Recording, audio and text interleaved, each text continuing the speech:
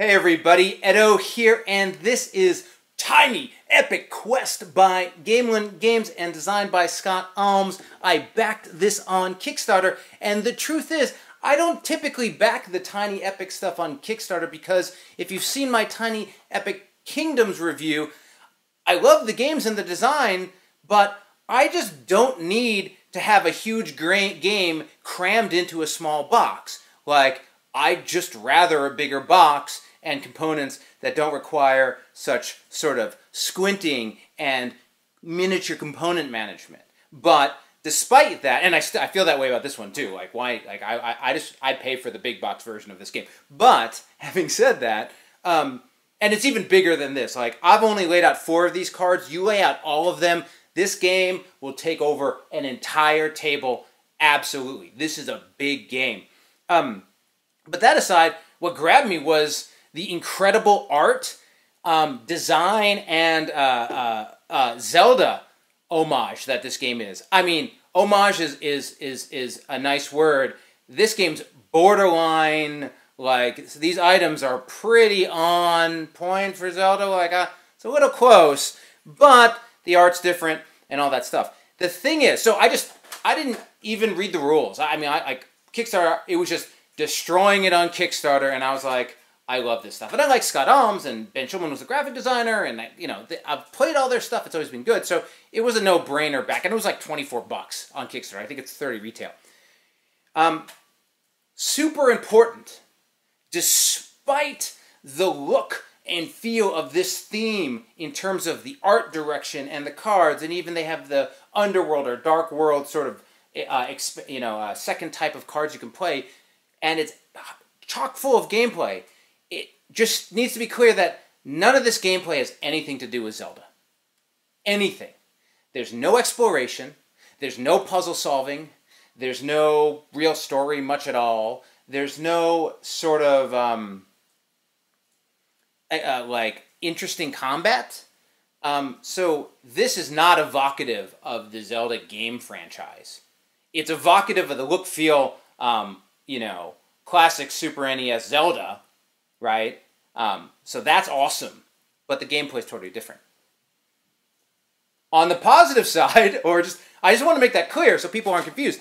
The game's great. This is a lot of fun. I really enjoyed this game. I'm going to be playing this a lot, but it's just not Zelda. This game has 2 phases. One phase, as I said, you have all of these boards laid out into a big, gigantic map, very reminiscent of a top-down Zelda map, and you're basically going around the table, selecting different types of movement, and everyone gets a shot at that movement. And one's like horizontally, vertically, one spot away, around the perimeter with the ship on the coast, or diagonally on the griffin.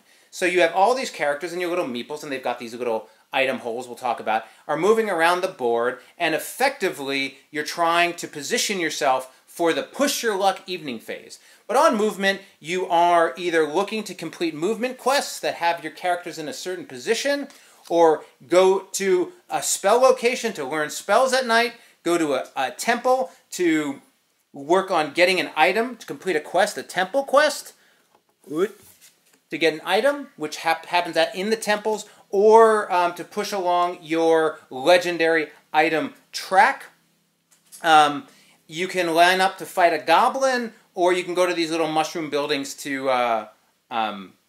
get a little buff bonus instantly.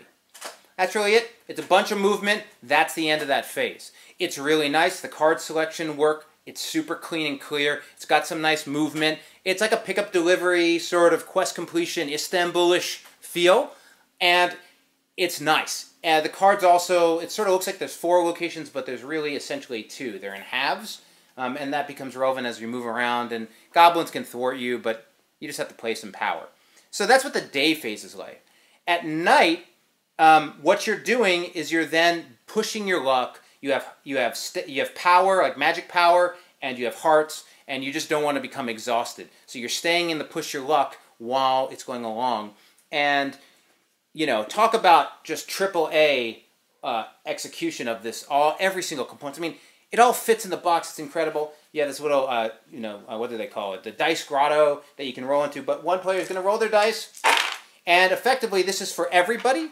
The first three are just for the player. Well, the first one is you have the goblins. And for every red die, a player takes damage, starting with a player who rolled. So if you just roll one red die, only that player gets hurt. But if you roll more, it cycles around the table. So on any given roll, people can take damage, which is why you might rest. Next, you can get the power symbol, which gives you power. Or third, you get the magic icon, and that's this little mushroom. It's moving down a track. The further along the track it gets, the more magic there's in the kingdom, which means it's easier to learn spells. But in learning spells as it gets higher, because you've been pushing your luck more and more, it makes the goblins do more damage. When they start doing 2 damage, it's nuts. I mean, and it goes up to 3, which is like kill people territory. And it starts reducing your power generation. So that's really the driver that makes pushing your luck more risky and more magnified, if you will. Then after those 3, there's scrolls, torches, and attack fists. And these are little custom marble dice. They're perfectly wonderful. And so the fists are anyone who's at a goblin, it twists, and when it twists all the way around, it gets defeated. Nothing really interesting there, honestly. Torches let you move down tracks in the different temples to get to the end, and you can have a little race element with other players, which is sort of cool. You can also, or at least one other player, because some of these spots have different limitations, but you can also use power once you get a torch to sort of push through and forge ahead. The level of quality and detail in every little item in this is through the roof. So you're moving around. Now, as you complete these quests, you can get items. All these little items give you benefits based on who's holding them. You like pull them off of here, and you start putting them onto the guys. In your castle on the map, you can like exchange it. If you get a legendary weapon, you can put it in. And so like some of them offer wide-ranging sort of passive benefits to the player, and others are really specific to that meeple. So geared up meeples become relevant. The other thing you can get, I said the fists and the torches are just like temples, but they're just a different type of temple.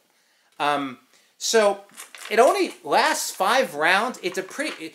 Setup takes a little while. The first play is longer. It's a dense game. I think once you've played it once, you could teach it quick and play it quick, and it's got all that. But it's dense at first. And you're essentially just playing 5 rounds, and then you do a scoring here.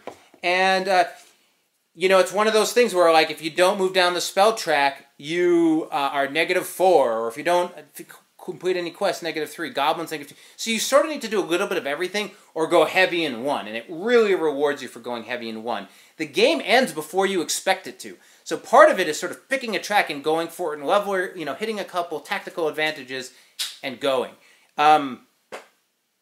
Scott, every single person involved in this game did a stellar job. I mean, it's hard to imagine the effort that went into this. It is gorgeous and beautiful and well done and well balanced and just overflowing with extras and little itty bits in the backside of the maps. And there's this other, the Mushroom Kingdom, whatever it's called, the Scary Mushroom little expansion they have in there. I didn't explain spells too well. Again, you have different locations to learn spells that have a certain icon. The icon is on this little spell track, and you can only learn your way up 1 or 2 based on where the mushroom is. So at best, you can go 3 ahead. There's some abilities and mushrooms on the... You can sort of manipulate that a little bit, but essentially you just sort of have to look ahead and try to level up your magic.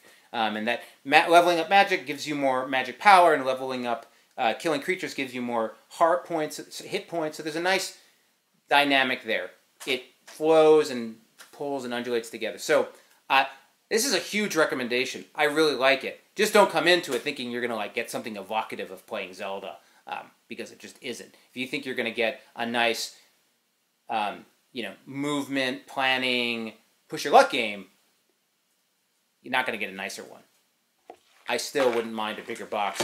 Even though these cards are the right size, everything else could be bigger. Subscribe, share, all that good stuff. Most importantly, play some great games. Thanks.